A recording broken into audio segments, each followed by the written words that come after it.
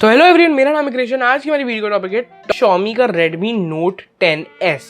इसमें आपको देखने को मिल जाते हैं चार मॉडल, जो है 64GB storage, 6GB RAM, 128GB storage, 4GB RAM, 128GB storage, 6GB RAM and 128GB storage, 8GB RAM. 64GB storage 6GB RAM वाले मॉडल का प्राइस है 15,000 रुपीज एंड इसका स्क्रीन साइज है 6.43 इंचेस का।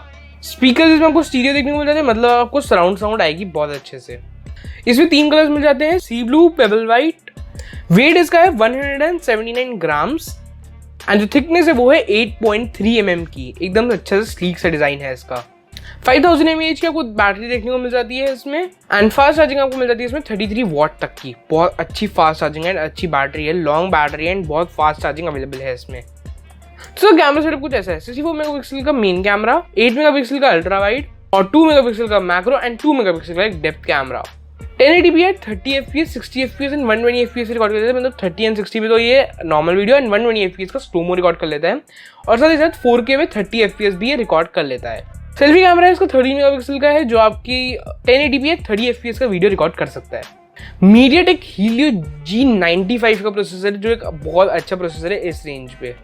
इसमें आपको फिंगरप्रिंट सेंसर भी देखने को मिल जाता है, जो साइड माउंटेड है, मतलब जो पावर बटन है वो एज अ फिंगरप्रिंट सेंसर भी वर्क करता है।